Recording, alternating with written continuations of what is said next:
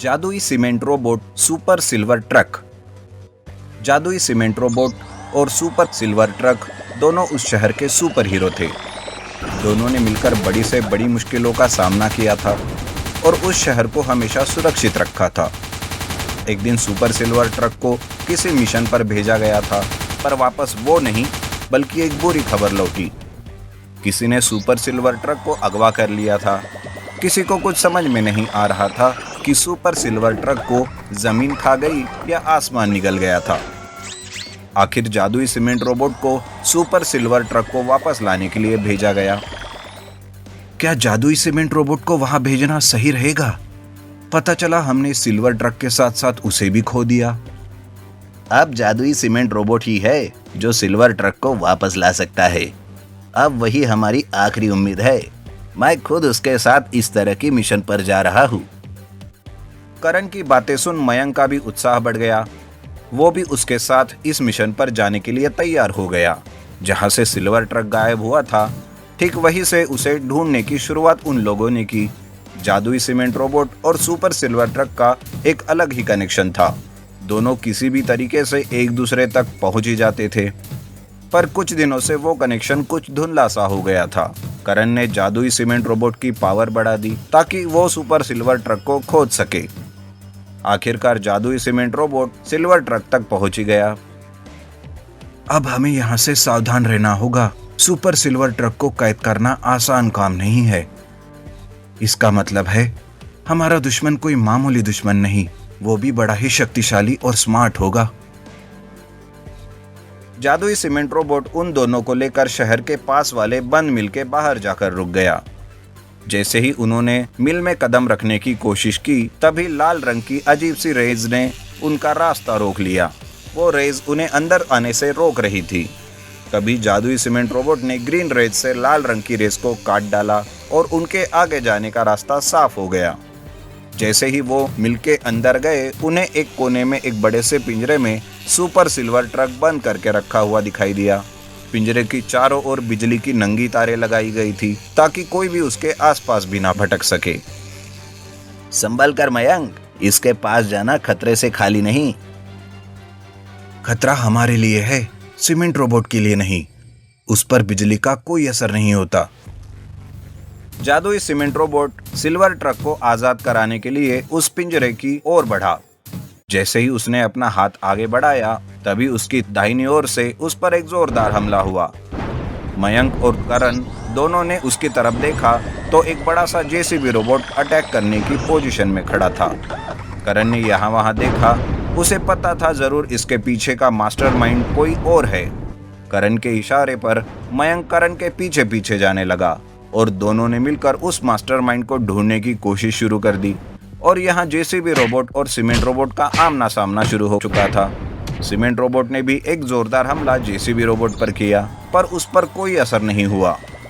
तभी अचानक cement robot ने एक बिजली की नंगी तार को पकड़कर उसे जेसीबी रोबोट पर डाल दिया, जिस वजह से जेसीबी रोबोट को बिजली का झटका मिलते ही वो दूर जाकर गिर गया। इसी मौके का फायदा उठाते हुए सीमेंट रोबोट ने सुपर सिल्वर ट्रक को बाहर निकाला, पर अब भी वो बिजली की नंगी तार वहां पर लटक रही थी। अब सिल्वर ट्रक भी सीमेंट रोबोट के साथ जेसीबी रोबोट का सामना करने के लिए तैयार था। वो जेसीबी रोबोट उन दोनों से आकार में बहुत ज्यादा बड़ा और ताकतवर था। करण, वो देख, उस कमरे में किसी की आहट सुनाई दे रही है। लगता है यही वो मास्टरमाइंड है। देखो तो, उसके सामने इतनी सारी स्क्रीन रखी है। पूरा का पूरा ऑपरेटिंग सिस्टम यहाँ पर रखा है। यहाँ बैठकर वो उस जादुई रोबोट को कंट्रोल कर रहा है। चलो उसे अभी इधर दबोचते हैं। दोनों ने मिलकर उस मास्टरमाइंड को घेर लिया, पर अभी भी उसका जेसीबी रोबोट उनके सिल्वर ट्रक और सीमेंट रोबोट पर भारी पड़ रहा था। करण ने देखा था कि जेसीबी रोबोट बिजली के झटके को सहन नहीं कर पाया था। उसने अपने दोनों सुपर हीरोज को कुछ इंस्ट्रक्शंस दिए। पास में ही एक स्विमिंग पूल जितनी पानी की टंकी थी। लड़ते लड़ते सिल्वर ट्रक जेसीबी रोबोट को वहां ले गया और उसी समय सीमेंट रोबोट ने उन बिजली की नंगी तारों को उस पानी की टंकी में छोड़ दिया और दोनों ने एक साथ हमला करके जेसीबी रोबोट को उस टंकी में गिरा दिया। पानी और बिजली के संगम से जेसीबी रोबोट को बहुत बड़ा झटका लगा। इतना बड़ा झटका कि उसके सारे पुर्जों में करंट दौड़ने लगा। वक्त रहते ही सीमेंट रोबोट ने सिल्वर ट्रक को उस पानी की टंकी से दूर कर दिया। जितना खतरा जेसीबी रोबोट को था उतना ही सिल्वर ट्रक को भी था। सीमेंट रोबोट ने सिल्वर ट्रक को बचा लिया और उसी टंकी में एक बड़े धमाके के साथ जेसीबी रोबोट के चिथड़े चिथड़े उड़ गए। मास्टरमाइंड भी अपने रोबोट की दशा देखकर गुस्से में चिल्लाने लगा। नहीं नहीं नहीं, मेरे इतने सालों की मेहनत तुमने बर्बाद कर दी। पहले भी तुम्हारी वजह से मेरे सारे साथी मारे गए। इसका बदला लेने के लिए मैंने इतने शक्तिशाली जेसीबी रोबोट बनाया था, पर तुम दोनों ने इसे भी हरा दिया। काश मैंने पहले ही उस सिल्वर ट्रक को डिस्ट्रॉय कर दिया होता तो आज ये नौबत ना आती। वो मास्टरमाइंड अब पूरी तरह से पागल हो चुका था। मयंक और करण को वो समझ में नहीं आ रहा था कि उसे पागल खाने ले जाए या पुलिस थाने में। सीमेंट रोबोट और सिल्वर ट्रक की जोड़ी ने एक बार फिर से एक बड़े मुजरिम को पकड़वाकर उसकी नापाक हरकतों को नाकाम कर दिया था।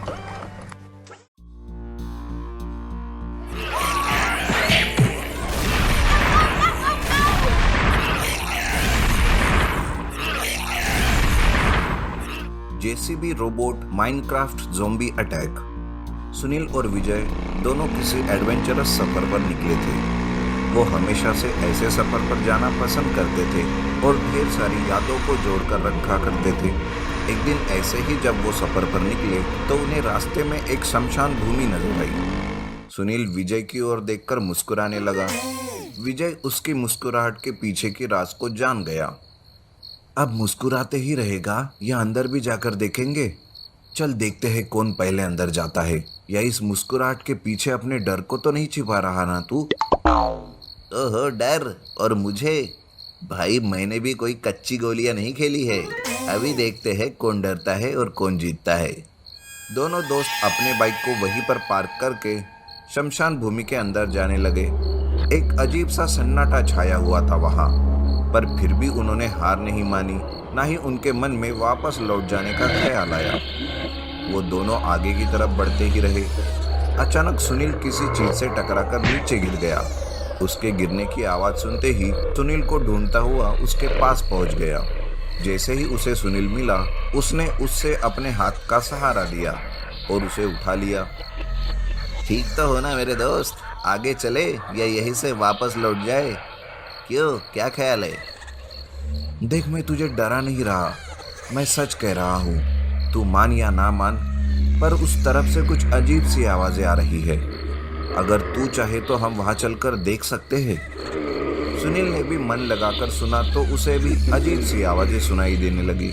वो दोनों ही धीरे धीरे एक दूसरे को संभालते हुए उस ओर बढ़ने लगे। तभी उनकी नज़र एक गड्ढे पर पड़ी। ऐसे लग रहा था जैसे किसी की कब्र खुली पड़ी हो और उसमें से लाशें गायब हो।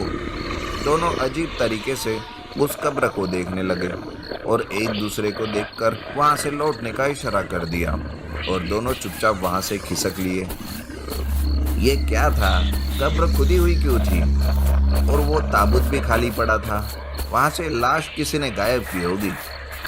अभी यहाँ से चुपचाप निकल लेते हैं। बाहर चलकर इस बारे में बात करते हैं। कहीं किसी ने हमें देख लिया तो हम पर ही झूठा इल्जाम लगा देंगे। चल अब जल्दी। दोनों वहाँ से अपनी बाइक की ओर आए और थोड़ी दूर तक बाइक को हाथ से ढकेलते हुए लेकर गए ताकि किसी को बाइक की आवाज़ न आए। और थोड़ी दूर जाने के बाद बाइक को स्टार्ट करके वहाँ से दोनों 9-2-11 हो गए। पर यहाँ कब्रिस्तान में कुछ गड़बड़ चल रही थी। एक माइनक्राफ्ट मॉन्स्टर कुछ अजीब से मंत्र बुदबुदा रहा था। काफ़ी देर तक उसके ऐसे करने के बाद बहुत सी कब्रें अचानक खुल गई और उनमें से कुछ जिंदा लाशें, जिसे हम ज़ोंबी कहते हैं, वो बाहर आने लगी। ऐसे लग रहा था जैसे वो माइनक्राफ्ट मॉन्स्टर ज़ोंबीज़ को जगा रहा था और अपनी एक सेना तैयार कर रहा था। पता नहीं उस माइनक्राफ्ट मॉन्स्टर के दिमाग में क्या चल रहा था। अचानक से वो ज़ोंबीज़ कब्रिस्तान से बाहर आने लगे और उनका मालिक उसके आगे आगे चल रहा था। सुनील भाई, कुछ तो गड़बड़ जरूर हो गई थी। हम ऐसे ही इस बात को अनदेखा नहीं कर सकते। हमें किसी ना किसी को तो इस बारे में बताना ही पड़ेगा। सही कह रहा है तू विजय। अगर बात हाथ से निकल गई फिर हम कुछ नहीं कर पाएंगे। हम समीर को फ़ोन करते हैं, उसे इस बारे में बता देते हैं। अगर वहाँ पर कुछ गलत हो रहा है या होने वाला हो तो समीर उसे जरूर हैंडल कर लेगा। आखिर उसके पास उसका अद्भुत जेसीबी रोबोट जो है। दोनों सुनील के घर चले जाते हैं। वहां से समीर को फोन करके उसी के घर बुला लेते हैं। जैसे ही समीर वहां पहुंचता है, वो दोनों उसे सारी बात बताते हैं, जिसे सुनकर समीर सोच में पड़ जाता है। बात छोटी भी हो सकती है, पर हम उसे नजरअंदाज नहीं कर सकते। ऐसी छोटी बातें कब बड़ा रूप ले ले हमें पता नहीं चलता। मैंने अपने जेसीबी रोबोट को यहाँ बुला लिया है, वो आता ही होगा। मैं एक चक्कर लगाऊंगा, देखता हूँ आखिर क्या माजरा है। तीनों दोस्त बैठकर कॉफी के मजे ले रहे थे कि तभी बाहर से उन्हें किसी के चिल्लाने की आवाज सुनाई दी। उन्होंने खिड़की से झांक कर देखा तो वही जिंदा लाशें यानी ज़ोंबीज लोगों को पकड़कर मार रहे थे। सब लोग अपनी जान बचाकर यहाँ वहाँ भाग रहे थे, या तो जहाँ जगह मिली वहाँ छुप कर बैठे थे। ओह गॉड, ये सब क्या है? जरूर इसका कनेक्शन उस कब्रिस्तान की घटना से है। अब हम क्या करेंगे? चलो पहले तो घर की सारी खिड़की दरवाजे बंद करते हैं। कहीं ये ज़ोंबीज अंदर आ गए तो हमारा खेल खत्म हो जाएगा। डोंट वरी दोस्तों, मेरा जेसीबी रोबोट किसी भी वक्त यहाँ पहुँच रहा होगा। बस मुझे किसी भी हालत में उस तक पहुँचना है। वैसे तो हम यहाँ से भी उसे ऑपरेट कर सकते हैं, पर यहाँ बैठकर मैं बस इसी इलाके को ज़ोंबीज से सेफ रख सकता हूँ। लेकिन पूरे शहर में जो फैले हुए हैं उनका तो कुछ ना कुछ करना पड़ेगा जेसीबी रोबोट के साथ, इसीलिए पूरे शहर में मुझे घूमना पड़ेगा। हम भी तुम्हारे इस काम में मदद करेंगे, पर इस ज़ोंबी को खत्म कैसे करें? इन्हें मारने का कोई तो रास्ता होगा। इन्हें मारने का एक ही रास्ता है, किसी भी तरह इन्हें जला दे, तभी ये खत्म हो जाएंगे। ठीक है, तो तुम एक काम करो, तुम यहीं पर रुको। मैं जेसीबी रोबोट के साथ मिलकर ज़ोंबीज को पकड़कर यहाँ पर लाया करूँगा। तुम बस उन्हें जलाने का इंतजाम रखना। जैसे ही मैं उन्हें यहाँ लेकर आऊंगा, तुम दोनों उन्हें जला देना। उनकी बातचीत खत्म होने से पहले ही जेसीबी रोबोट उनके दरवाजे तक पहुंच गया। बाहर ज़ोंबीज भी थे। समीर ने अंदर से ही जेसीबी रोबोट को इंस्ट्रक्शन देके कुछ ज़ोंबीज का बंदोबस्त कर दिया और उन्हें जेसीबी रोबोट से दूर रखा। जेसीबी रोबोट ने उन्हें बुरी तरह से पीटा और उनका ढेर एक जगह पर जमा कर दिया। एक के ऊपर एक 10-12 ज़ोंबीज जमा हो गए थे।